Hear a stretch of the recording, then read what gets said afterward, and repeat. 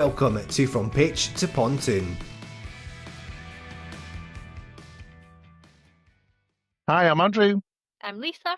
And I'm Carl, and welcome to a special episode of From Pitch to Pontoon, celebrating 10 years of Elite Dynamics. 10 years. Can't believe it. Where have those 10 years gone? I don't know. I've not been here for the full... How long have you been here? 6 years in December I've Merry been Christmas. Congratulations to that. Yeah. Lisa, you'd How long have you been here? Nearly 4 now. Okay. I'm just over 2. So none of us have been here to experience the full 10 years of Elite Dynamics. But in the short time that we've been here, Andrew, you've obviously been here the longest. What is your highlights? I think my highlights would be, relating it back to my career in the holiday home industry, one of the things I was proud of when I left there is I'd worked my way through and done every job you could imagine. And I say that when I'm speaking to customers now. And I think I'm very proud to say that at Elite as well. You know, that when I first started, I started as an application consultant, and then I've worked my way through over the 6 years and, been a lead consultant, looking after a product, sales, commercial, and now sales director. So I'm proud to say that is my route, and it sort of matches the same route that I did in the holiday industry. I think actually exactly the same. Like I came in, I was thinking about the 10 years. I have probably been experienced Elite in those 10 years because I was using it on Park as well. It was there. And then again, worked in every single aspect of hospitality that you could imagine. And I have come into Elite on an absolute whim off a conversation with Jamaine as a junior app consultant, and I've worked my way through and exactly that. And it's really nice to see it grow. And I think even from when I started, so Andrew, you must be like, whoa, how much it's grown, how many people are here now, how different it is, but still, I can still pick up the phone to Jamaine, to Nicola, to Jack. That's what and they're makes exactly the same, down to earth, family environment that it's always meant to have been. And they are so passionate about that. Yeah. And I think that's a highlight for me for working here. Couldn't agree more. And it's crazy. Like when I first started, we had a weekly huddle on a Friday, and every Friday. So it was like when we first had them, there'd be like 8 people on the screen, and it was crazy. And then now there's 42, 43 people, and they don't even fit on the Teams call anymore. Three times you have to click to see everybody on the call. I tried on the huddle on Friday. You have to go 3 times. Flick through. So it's incredible how much we've grown, and into the international market, and what we've done with our products and our that we've got on offer to the customer base is just incredible over the time that I've been here, never mind the full 10 years. Yeah, I think that was good. America and signing, and then you're speaking to people from all over the world at the minute. It's exciting. They should be really proud of that, I think. Yeah, absolutely. What about you, Callum? Thanks for asking. You could see him waiting patiently. He was feeling left out there. I think for me, I think I'm going to mirror exactly what the two of you have said. I came in as an application consultant, but I didn't apply to be an application consultant. So I actually applied to come in as a project manager, and the ops director at the time was like, "That's not for you. That's not where you'd fit best." And I, at the time, was a bit like, all right, we'll see what this is about. But I am actually very grateful for that decision being made, for them not just to, just say, no, you're not getting a job, but to actually look at me and go, no, actually, do you want to come on and do this? Because I think this is where you're best suited for. Yeah. And that's the difference. But that's repeated itself for me. So, and I can tell this story now because it's funny. So a little while ago, Lisa knows what I'm going to say. I applied internally for a position that was well above one station. All right. But I thought... Can you believe that? I mean... I applied for it, and Jamaine phoned me, and he very kindly said, listen, Linda, this isn't right for you. However, I have got all of these opportunities. what do you think? Where do you think you would fit in? And he talks about this quite a lot, this idea of self-actualization. Self-actualization. That's the word, thank you. So he went, where do you actually want to go? What do you want to do? And then I moved into marketing and then moved into the position, obviously, that I'm in now. So there is this opportunity for growth and moving about the business, which is really, really nice. Yeah, and I think in terms of what we actually do as a business, everything's on the table as well. Look at this podcast. I remember when we were going, we don't really like webinars anymore. Like, how can we do it better? We're like, should we do a podcast? And we prepared this big presentation for Jamaine to be like, this is what we think. Can you just literally first slide, he went, yep, cool, let's go. And now, even in the terms of growth for that, we're for 5 countries now with recurring listenership. Did you know that, AB? I didn't know that. No, 5 countries. 5 countries. We broke another one. Yeah, United Kingdom, Canada, the States, Greece, and Spain is our most recent one. And we've got 30,000 people have watched our videos over on TikTok as well. Wow. So yeah, it's just a different way to get the message out and to see what it's all about, what we're all about, and who we are as people, because we're not just a product. I think the software solutions are built internally for Elite by people that have worked within the industry. Yeah. They're for the industry. We have that experience. We have the empathy. We've got the understanding. And even, this could be the position that breaks me in product sometimes, but it's still a good thing where you are having that kind of argument with people and you're being like, no, because as a person who's doing this out on park, I think we were talking about it the other day when we were talking about the new apps flow for maintenance. Yeah, absolutely. And we were like, why is the guy who's out like taking a maintenance job, he's not going to be wanting to fiddle with a tiny wee image. He's going to want like something super easy or to talk into it. And we put ourselves there, and I think that sets us apart for sure. Yeah, I totally agree. And I think everything we do mirrors that, doesn't it? It literally, I think that example we did last week was perfect, because it isn't just a product. There you go, right? We've built this great thing with this really good architecture we've got behind it. What we're doing is using that and the platform of Microsoft that we've got, and then putting in our own knowledge and gone, right, I've done that job, you've done that job, we've all done that job. Let's put all of those ideas in together, and also asking the customer base as well. Yeah, that's 100%. what we're constantly doing, and asking our customers how they do it. Anything changed since we did it? And then we build the solution that we come up with. And I think everybody in the business as well, okay, we've got the 3 founders, but everybody in the business genuinely cares, and you can go to the person that you need to go to, like for whatever, because they used to do that on park or in a marina, and you could be like, just want me buy that. How would you do that? Does this look good? And then you have that honesty back where they're like, no, that's terrible. I would never do that. Or, that's a really good idea, but we could do this, and you build on it. And I think the 3 of them should be really proud of how they've built that all the way through, because it echoes, I think, in absolutely everything that everybody does. And it's so ingrained in our culture. Yeah. Not lost it in 10 years from the way they started it. No, and that's something to really be proud of, because you could easily change. You could easily go into a world where it's like, rigid, and this is what we're doing, we're setting off on this path and that's it, there's no change. But we don't. I think we're very, very flexible in that way, while still maintaining that core value. I sound soppy. But... You do sound soppy. No, it's absolutely right. Someone's looking for a pay rise. It'd be nice. If you're listening. Cut that out. Okay, so we've heard where we are now, but we are now going to step back with the founders, with Jack, with Nicola, and with Jamaine, to find out where we came from. Let's hear it. Every business has a backstory, but some are built on late nights, big risks, and a shared belief that things could be done better. So in today's episode, we're right back to where it all began with Elite Dynamics. We're joined by the 3 founders who took that leap of faith and built the business from the ground up. We have our CEO, Jamaine Campbell, our Customer Services Director, Nicola Campbell, and our Head of Technical, Jack Vernon. So this conversation is all about vision, vulnerability, and what it takes to get an idea going. So welcome, everybody. Hi. It's a rare thing that we get the 3 of you on a call like this.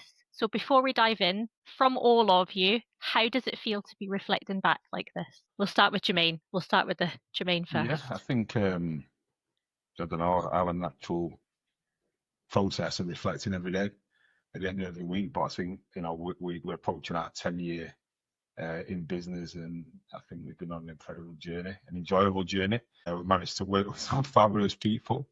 A lot of the people that we knew before we actually started the business. I think on reflection, I'm very happy with where we are, and I hope that the team are happy, and I hope that the industries that we serve are also happy, so that we've got a long way to go to be able to self-actualize as a business. So whilst on reflection, we've done very, very well. I'm looking forward to the next 10 years, and we can look back over a 20-year period and see everything exceptionally well. Good. What about you, Nicola? Yeah, so, well, just looking back, I'm just extremely proud. I only said the other day, it doesn't feel like 10 years. It has flown by, and it's just been fantastic. Where we've come from, like say, starting with the three of us, I think, well, there was about 4 or 5 of us in the very first beginning. And then we were all on our settees with a laptop and, just doing what needed to be done, basically. And then to where we are today, to how many have we got? 40 odd, 42 team members. And what I love is that we've maintained that family culture within the business, and it's just remarkable on how far we've come. And it's like what Jamaine says, that we're not stopping, and we are, we're continuing to grow. And last but not least, Jack. Yeah, I think it's good to reflect. I think just worked so much in the business day to day that before we know it, we were arranging our 10-year anniversary. I remember our 4-year, 5-year, 7-year, and I mean, the 10 years feels like 20. It also feels like 1. It's depending you look at it. So it's really good to look back how far we've come, because sometimes you're so focused on the future and building it, you forget to look behind you and see where we started. 3 of us in a kitchen designing a logo to now what we are today. So it's exciting. And I think, do you think it works? Because you've all given like 3 different answers there from a different perspective. Do you think that's what makes you work?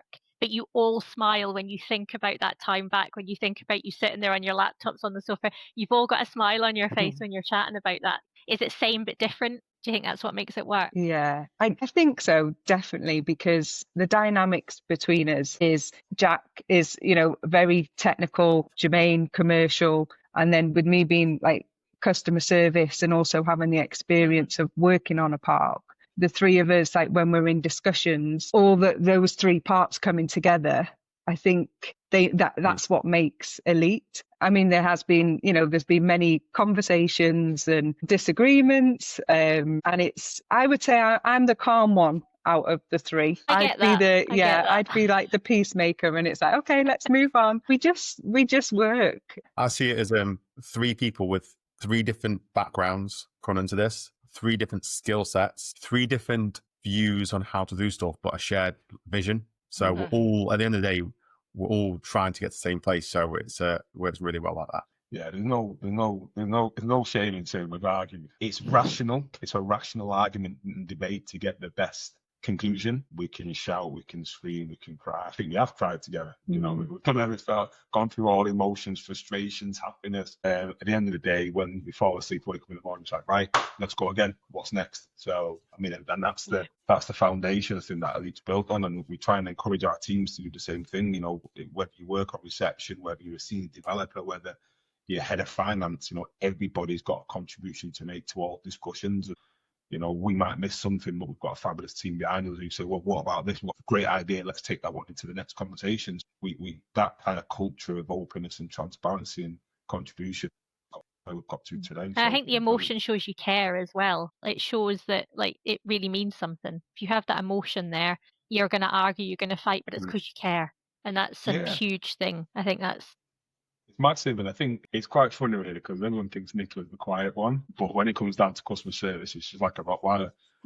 She's like, you can't do that because that's going to damage my customers, that's going to hurt my customers. We go, okay, and we take it on board and find another solution. So it's almost like Nicola's the last bastion of customer satisfaction, and she drives that through. So we have to take on board, and I'm more commercial and Jack's more technical, and the blend just comes together really.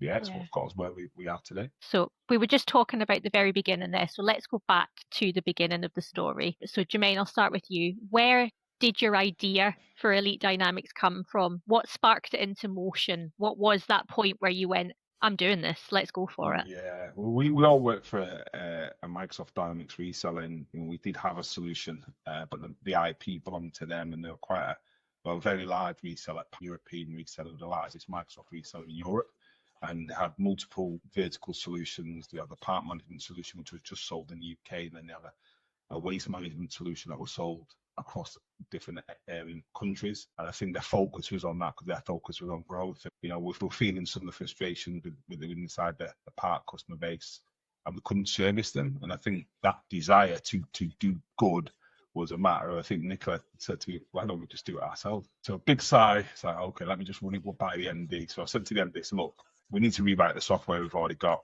I need 3 people, I need 50,000 investment, I needed a year. And he said no. He said it was a 5-man business at best. And I said, thank you very much. I hadn't even noticed him. We had no idea of what the future would look like, but we knew what we wanted to do with the technology.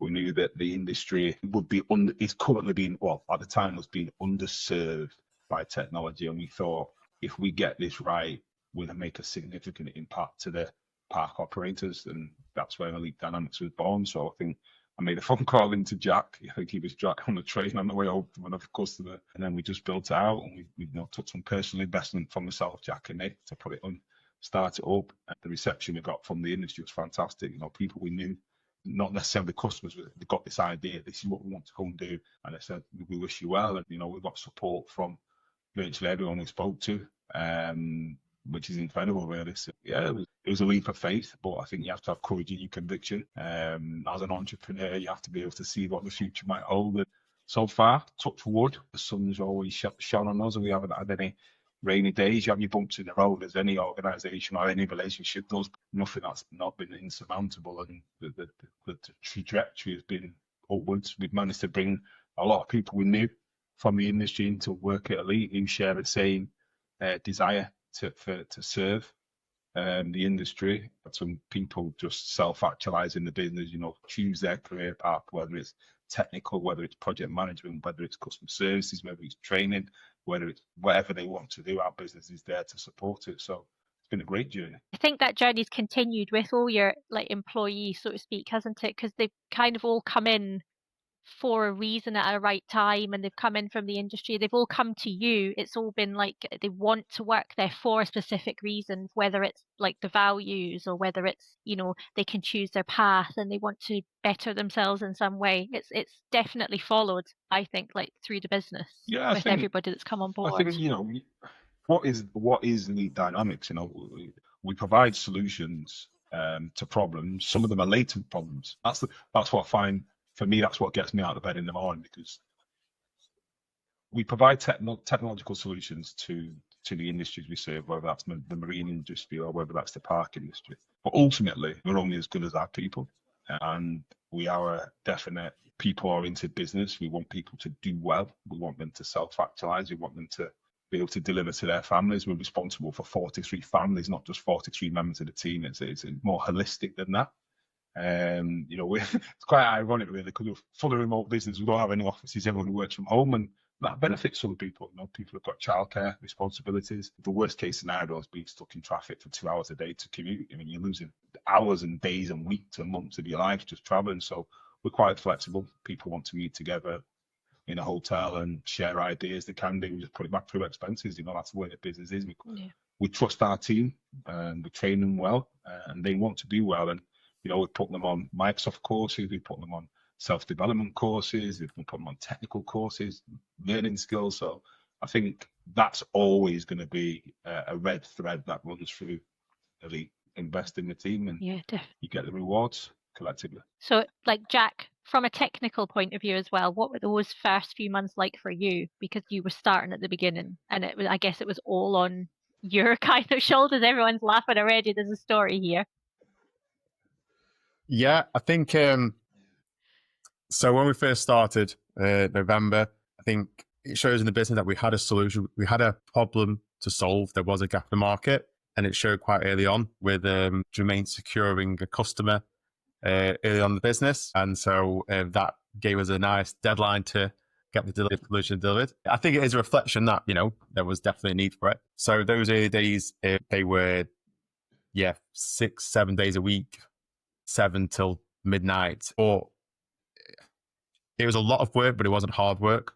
It was fun. Did you enjoy it? It was, I was going to say. Fun. It was exciting. It was new. There was no, anyone who's worked at a startup, you've got a problem to solve and there's no rules at that moment. You are trying to, solve a problem day by day. So it was just exciting of just every day, find a problem, come up with a solution, move on to the next one, move on to the next one. I say we hadn't trodden the path before. So it was, I say lots of work, but I wouldn't say hard work, just lots of fun. Very fun memories going back, like times discussing solutions in kitchens and as well. But like I say, we had a clear vision of what we were trying to do. And we were just working together to work out how we get there. And I think it's shown that we made those right decisions ultimately over time. And then, Nicola, what do you remember from those early days? With there must have been moments that were really exciting, but also really terrifying at the same time. I guess it's a bit of a roller coaster at the start. Yeah, definitely. Going back to the very beginning, before we created Elite, I remember once we'd made the decision, Jamaine we were in a hotel, me, Jack and Jamaine just sat us down and says, right, okay, we're basically going on the trust. Like, do we trust Jamaine? Like, do we trust him? Because we all had secure jobs, and it was like, right, well, we're just giving up our jobs, giving up the security. And it was like, well, yeah, we do. And it was daunting, but it was exciting. And then, in the very early days, like you say, we're all sat there with laptops on our laps. I was the only person supporting the couple of customers we had, with the help of Jack and Jamaine. We're all doing support. I think going a bit back again about the logo, it was Jamaine that came up with the name of Elite Dynamics, and then me and Jack were on the kitchen table drawing the logo. And I still laugh now because I drew the 3 lines of the logo, and it was me, Jack and Jamaine. And it was only a couple of years ago. I looked at it and I was like, actually looks like an E, but it wasn't meant to be an E. It was the 3 of us. So, the stories I could honestly come on. I used to write manuals, and it was it's been fun. I'll leave that one out about the manual, but it's been fun. I'm not technical at all. So I would ask Jack, and I said to him, what's an URL, meaning a URL? So it's just learn a lot. I personally have learned a lot, but it's just it's been fun. It has been fun. And especially when you do look back, it's like, it was great. It was great. It was hard. It was hard, but every step was exciting, and every big milestone, we reached, like, say, we've got our 10th customer now, or, every little bit was exciting. And I'm just excited to continue it with the 2 people that I love dearly. And I think that's what makes it, is we're friends, well, husband and wife, we're friends first, all 3 of us. And it's just great. It is great. That's so nice. But so we've started at the beginning. We'll talk about the early wins for you guys. So I guess, Jack, do you remember the first time where you thought, okay, this is working, this is really happening, we're really doing it, like a moment that really stuck with you? Yeah, I think it was when we went live with our first customer. Like I said, we started the business in November. The day we started, is we've got a deadline in spring the following year to go live. So I'd obviously spent 6 months writing it, solving problems, bang ahead. And I think the first time, we put it in front of a customer and they use an anger and they go, oh, it's really good. It gives you that feeling like, right, we are onto something. I know what I'm doing. We know what we're doing. But I think that first customer of them actually using it to run their business and their full business was really reassuring and exciting, of like, I've got a company who's running what we put together in our heads, wrote, tested, and trained and implemented. Yeah, I think there's real was about a company using what you've implemented and built. So I think, that was the first one, was like, okay, it comes from a trust to yeah, there's something there. What about from your side, Jamaine? Obviously, because this was you kind of going for it. What was the moment that really stuck with you? I think it resonates what Jack said. I remember the first go live. I met with the team that trusted us to design a solution to run. I think it was 8 resorts in Canada, which is big, and it's end to end as well. So from lead generation all the way through to finance and everything in the middle. And then I don't know, the market speaks. The market tells you whether you're doing something right or wrong. That's just normal market forces, supply and demand. And when people who we knew in the industry contacting us saying, "Oh, can we do the demonstration? Oh, we really like that. Can we go through the evaluation process? Can you sign up for it?" And I think we took the company live in Canada, and then we took 2 other companies live in 2017, but we stopped selling. We made a conscious decision because they were quite large. One of them, I think, was 5 or 6 parks, and the other one was 50x parks. So we stopped selling. It was important for us to make sure that we got these 2 sizable customers over the line.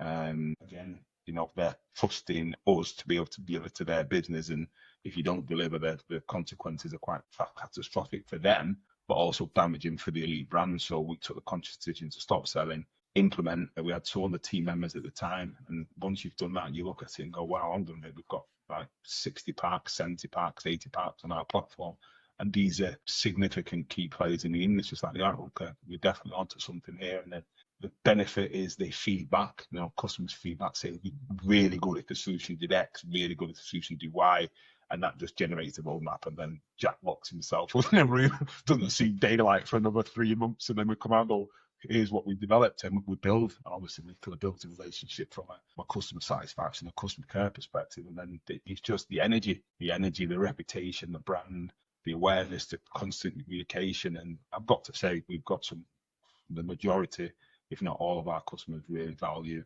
what we do and encourage us to do better, and they keep us driving forward, as well as our own self-belief and self-energy. So it's pretty early on. I think 3 wins in and 3 implementations in, I thought, right, okay, we can do better. We want to do better, but we've definitely got something here because the market speaks.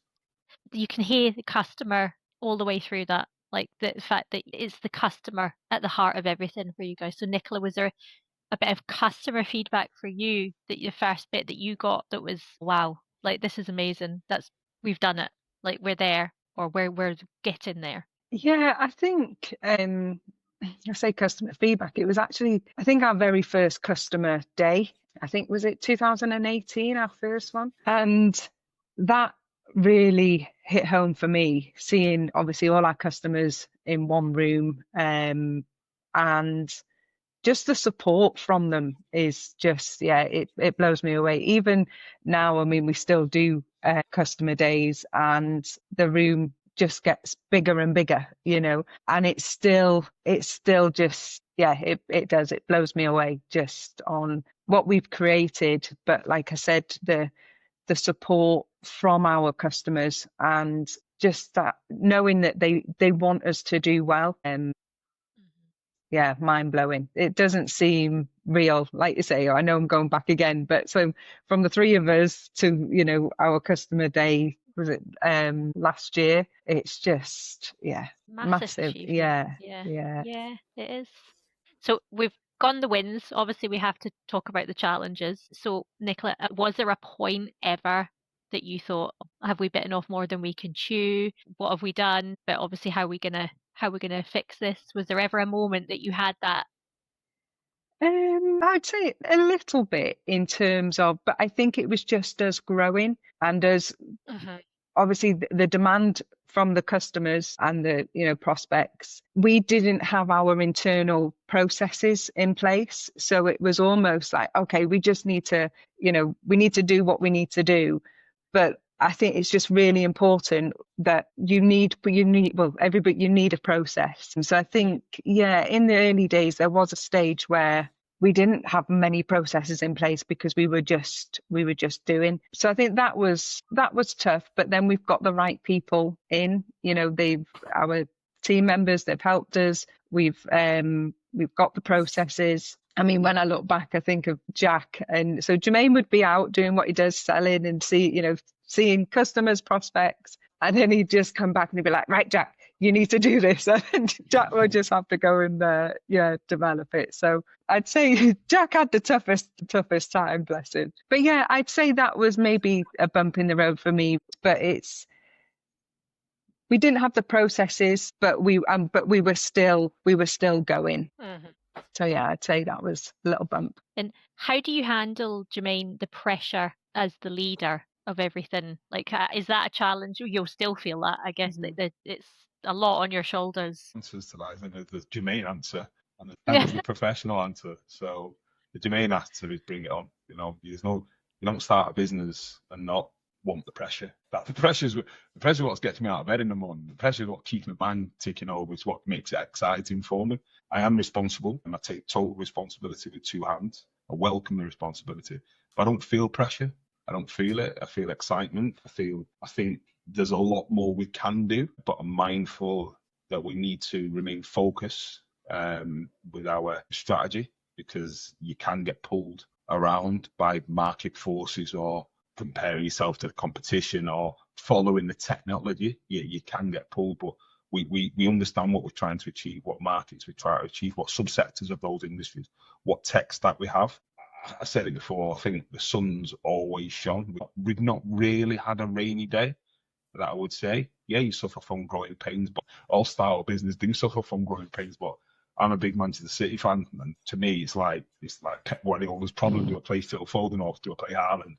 These are good problems to have. We're not looking saying, where's the next deal coming from? We need some money. It's like, we've got some challenges. Yeah. Let's go to the market. Let's find people we know who will be able to sit on this bus, sit on the right seat of the bus and tell us where the bus needs to go. And that's why we've got to 43 team members who are very, very productive and very, very instrumental in our either the direction or the deliveries.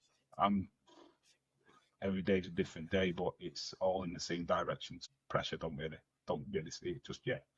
We'll see if that changes in the future, but it's all very exciting. Jack, what's the biggest lesson that you've learned over this time when facing a challenge? Because I'm sure there's been a few. Yeah, I think just to hop back to the challenges, I think in the early days, the long hours, I used to, for a mental break, just walk around the corner to the shop. I used to go in the shop and think, that looks such a good job. You haven't got the pressures just to work at. So, but then the second you get back home, you just straight back in and actually know this is what I'm passionate about. I think the lesson, the biggest lesson is to trust your team.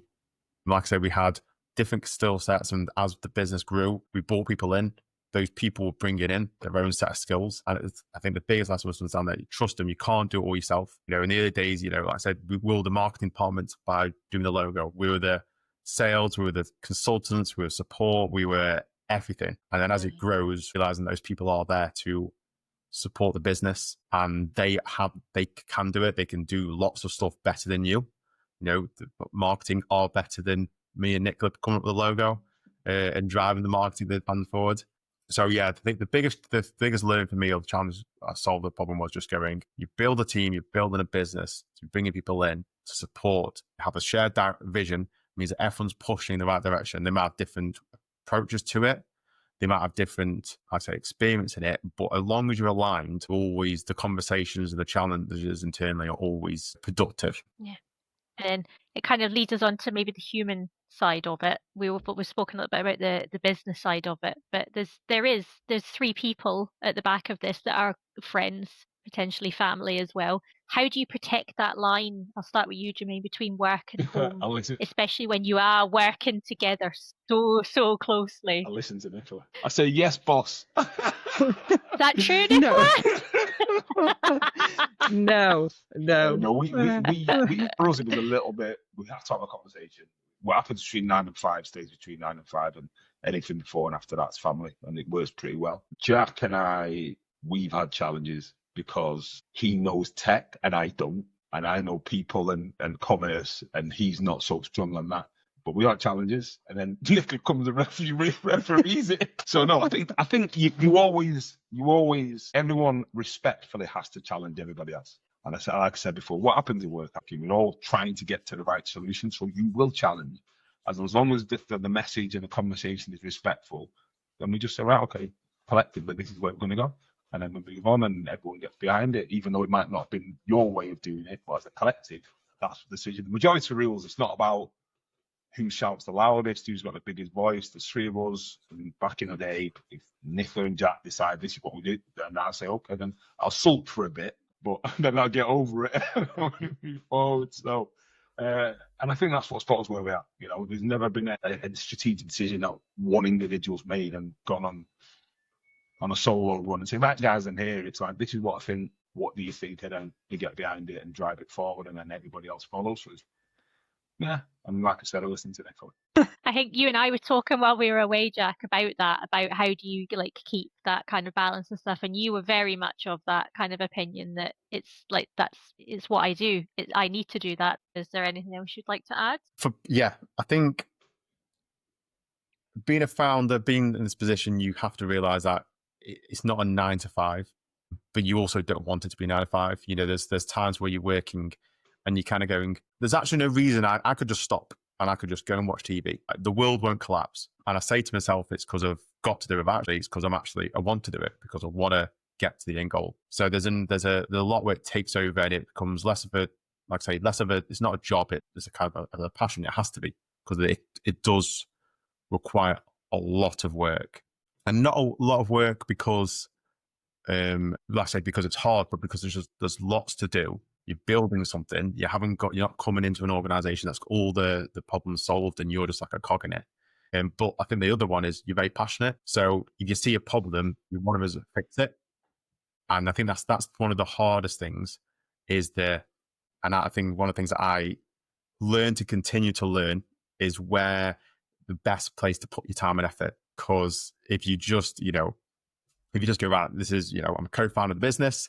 For every problem the business has, I personally have. That's how it feels. And if you don't kind of go, right, what's the most important for me to work on it now, you could end up getting and trying to get involved in everything and doing nothing or drown yourself. So yeah, it is a challenge. But I think the main thing is you say, listen, it's not a balance. This is the way of life, but you're choosing it. It is a choice. And I think for me, realizing that all the time and effort it puts into it, the time it takes away from other stuff, I actually choose into that because actually, it's when push comes up, it's actually what I want to do and what I'm passionate about, and what brings me actually happiness.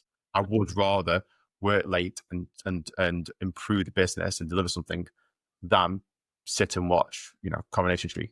That's the way I actually have to go. Really, then I can do. But the reason so would everybody really, no? Yeah. I can do that, or go for a walk or do a hobby, but I can't say, oh, it's work, I've got too much work. Actually, no, I haven't. I can do that, but nothing's stopping me. But really, and so I think, realizing that there is a balance and you choose that balance and being at peace with saying, listen, this is how I want it to be. So, and also to achieve things, you have to do it, but it is choice. And as long as you enjoy it, as long as you work with a team, that you're all moving in the right direction, then there is definitely, you feel like you're getting value out of it. You are achieving something, and that just gets the snowball going, and you get more and more passionate.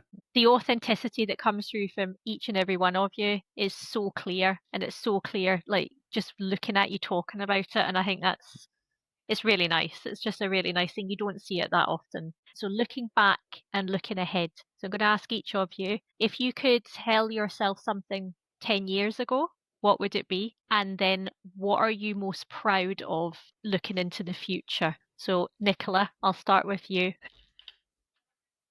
It's a hard one, isn't it? I know, it is. So looking back, I would say it is a very difficult one.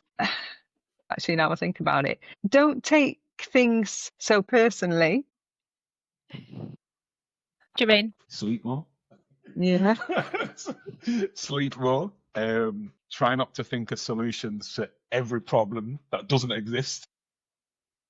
No, I think my biggest learn from, and joking apart, my biggest learn is to appreciate that not everybody will think like me, and it doesn't make them wrong and doesn't make me right. They just don't think like me, and I don't think like them. And I think we did these insight colours about whether you agree and everything. I think that was really helpful for me, because it's almost like appreciate what they bring in totality and try and adapt my style and my passion and my desire to get the best out of them. Looking forward, so many positives and so many exciting things. There's resellers, there's obviously continuing to cement our position as the go-to provider of IT solutions in the UK holiday park, residential park sector. There's the growth in the marinas. There's the international opportunity. There's working closely with Microsoft. There's how we can embed AI, not only just for efficiency purposes, but to help holiday park and marine operators generate revenue. Just the future is very, very bright for us, for our team. How do I support or create an environment with HR to allow people to self-actualize and go on these accreditations and courses, whether they're technical or non-technical? Yeah, because I just want to see the best out of people. I want people to believe in themselves as much as I believe in them or don't believe in them. So yeah, I think I've kind of more relaxed now than I was when I first started. But I think that just comes with maturity and experience, really. Yeah, I mean, I see yourself, Lisa, Callum, seeing you two grow over the past couple of years in the new roles that you've occupied, and that's what excites me. I'm not saying I'm at the end of my career journey at all, not at all, but I can see that you guys are growing and other team members are growing, and I think that's what growth of the business allows. It allows, obviously, us to do better commercially, but allows each individual to contribute and become better people as well. So yeah, really looking forward to that. And then what about you, Jack? Well, what can I tell myself when I started 10 years ago? Well, I'm a Man United supporter, so probably brace yourself. Come on the other side, mate. Wear blue tomorrow. Yeah.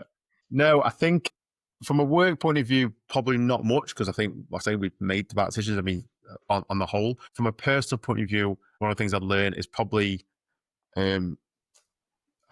pick your battles. Understand that you can't have everything the way you exactly want it. And that doesn't mean it's wrong or doesn't mean you're right.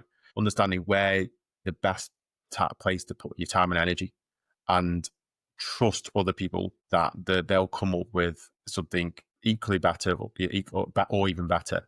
Realizing where your strengths are, where you're best to put your time and effort, and say trusting others to build that. Because again, when I started, we would devolve everything, and just for me, it was just that learning of right. That's now not that either not your responsibility anymore.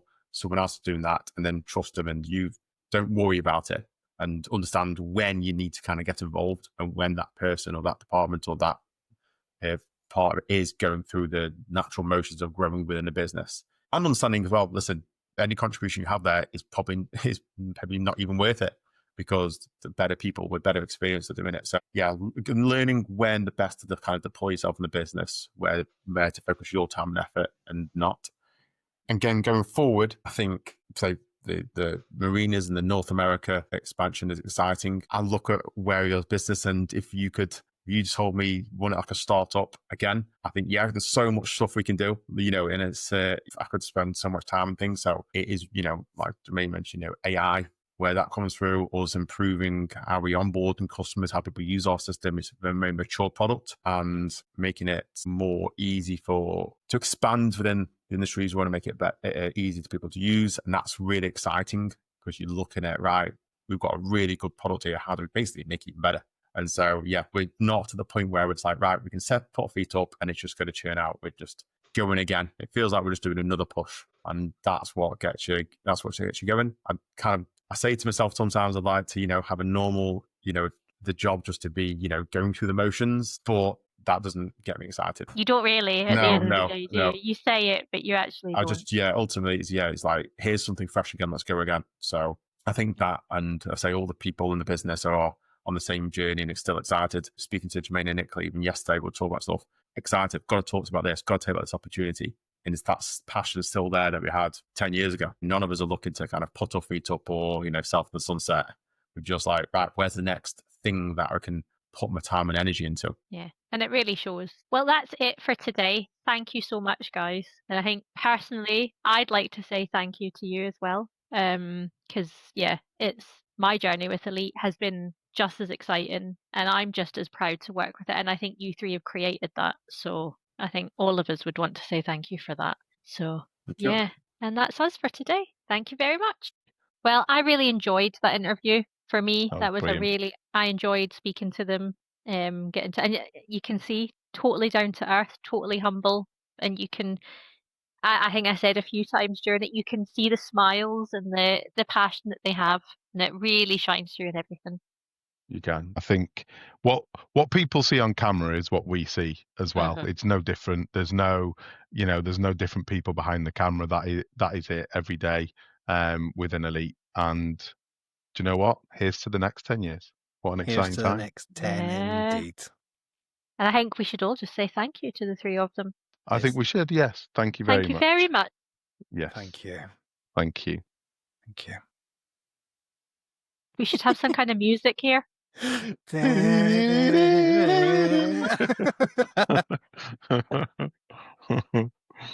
Oh. And that's it from our very special 10-year anniversary episode of From Pitch to Pontoon, celebrating the true art of what is possible with our founders here at Elite Dynamics. We'll see you all again in the future. Bye.